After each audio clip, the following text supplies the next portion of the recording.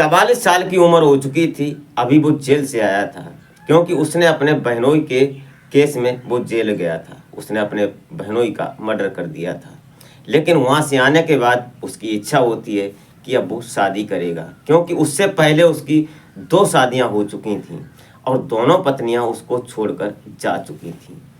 क्या कारण था, क्या वजह थी, वो भी आगे जानेंगे।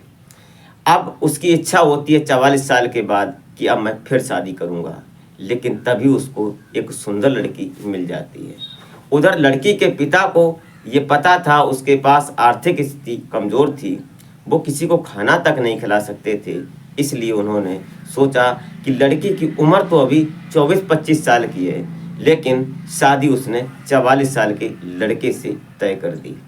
और तय होने के बाद शादी होती है, लेकिन शादी होने के बाद जब वो रात आती है सुहाग रात की, तो जब दूल्हा अपनी दुल्हन से मिलने जाता है तो उसके साथ शारीरिक संबंध बनाता है। लेकिन जब वो देखता है बेड पर, जो बेड शीट थी उस पर, कि उसको ब्लीडिंग नहीं हुई, ब्लड नहीं आया, ये बात कहीं ना कहीं उस 44 साल के व्यक्ति को खल जाती है और खटक जाती है।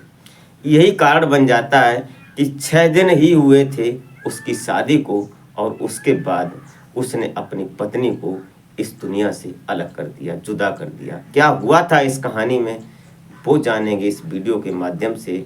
तो आप देख रहे हैं हमारा नया चैनल मई सफ़र तक। आप इस चैनल को सपोर्ट करें और प्यार जरूर दें। और हमारे इस यूट्यूब मंच पर आपका बहुत बहुत स्वागत है। मैं आभार व्यक्त करता हूँ, आपको नमन करता हूँ। तो नमस्कार, आदाब, शास्त्रीय काल। मैं अजय कोहली।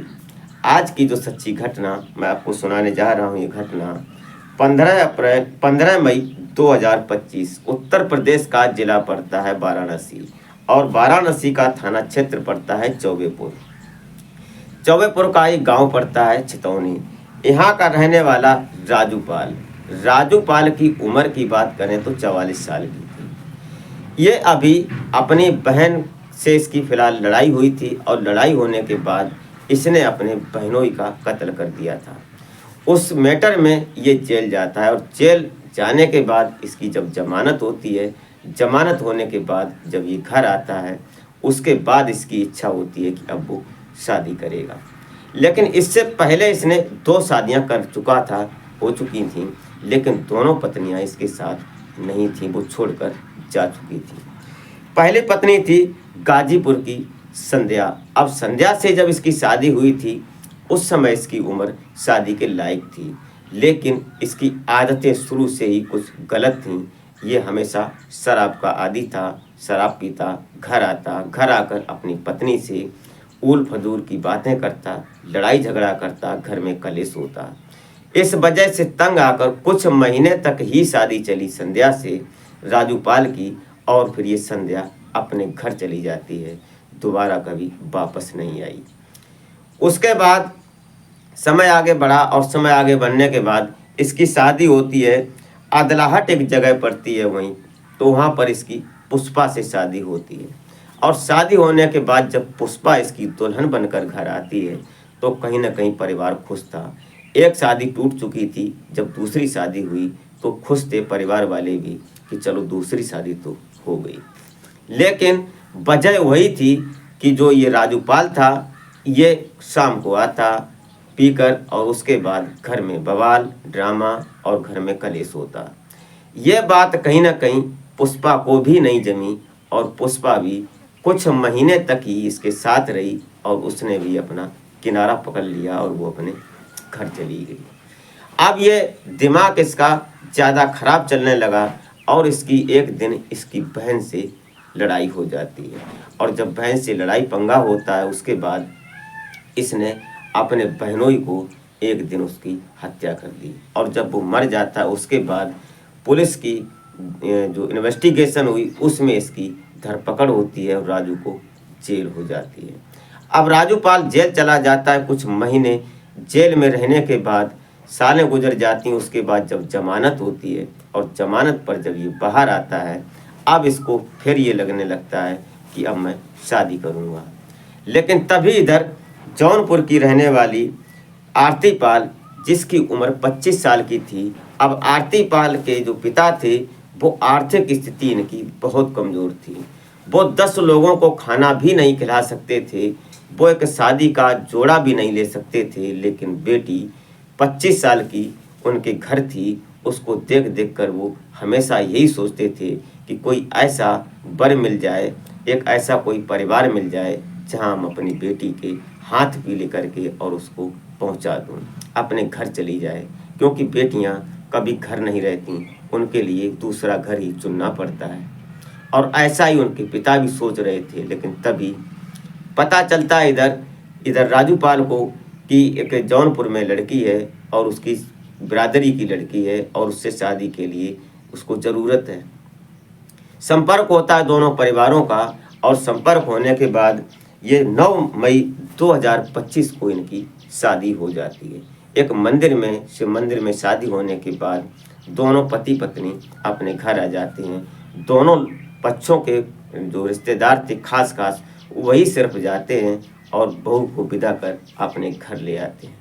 लाने के बाद अब 15 मई 2025 को इन्होंने सोचा, जब ये शादी हो जाती है, शादी होने के बाद जब 9 मई को सुहाग रात होती है, और सुहाग रात में जब राजूपाल आरती के पास जाता है बेड पर, और आज सुहाग रात थी तो उसने ड्रिंक्स भी कर रखी थी, और उसके बाद फिर ये दोनों इंटीमेट होते हैं, शारीरिक संबंध जब बनाने लगते हैं। उसके बाद राजूपाल ये देखने लगता है कि आरती पाल को ब्लड नहीं आया। अब जब ब्लड नहीं आया, इस बात को लेकर राजूपाल और आरती के बीच झंझट शुरू हो जाता है, झगड़ा शुरू हो जाता है।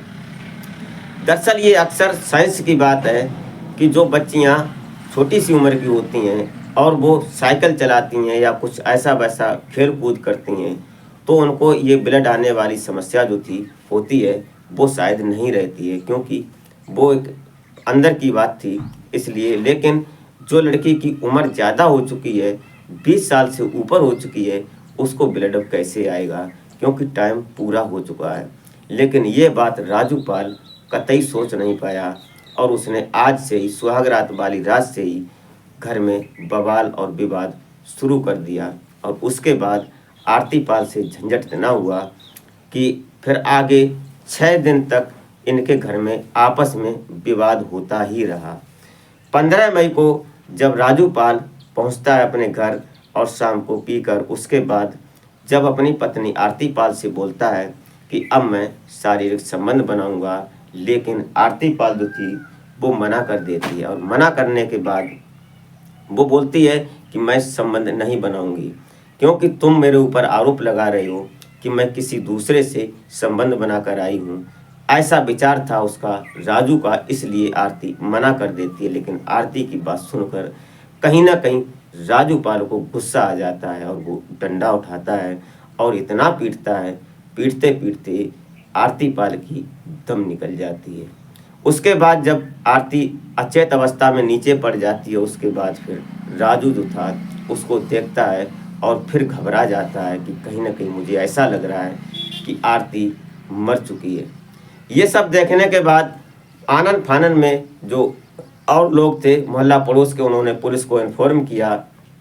पुलिस आती है और पुलिस के आने के बाद जब राजूपाल को गिरफ्तार किया जाता है, फिर राजूपाल ने सारी दास्तां अपनी पिछली जो थी 2 शादियां उसने कैसे की थी, जैसे कि हमने आपको भी बताया, ऐसे करके सारी दास्तां सुनाता है वो। इस वजह से उसने आरती पाल को डंडों से इतना पीटा कि उसकी हत्या हो जाती है। कुल मिलाकर आज राजूपाल फिलहाल जेल में है। दरअसल इस कहानी, इस घटना को सुनाने का उद्देश्य किसी को हैरान या परेशान करना नहीं, बल्कि जागरूक करना होता है। जिसकी शादी अगर हो चुकी और शादी तलाक हो जाता है, चाहे वो पुरुष हो या महिला हो, अगर उसकी तलाक हो चुकी है तो क्या वजह रही होगी कि उसकी शादी होने के बाद तलाक हुई। जब एक परिवार, एक पति पत्नी एक साथ नहीं रह सकते, फिर ऐसा क्या वजह बनी, और फिर अगर उसकी दोबारा शादी होती है तो कहीं ना कहीं उसमें कुछ न कुछ तो कारण जरूर ही रहा होगा। और इसी वजह से इसमें चाहे महिला हो या पुरुष हो, इसमें किसी ऐसे करके समय रहते अगर हम सुधर नहीं सकते तो कहीं ना कहीं परिवार अक्सर बिगड़ ही जाते हैं और फिर बड़ा नुकसान हो ही जाता है।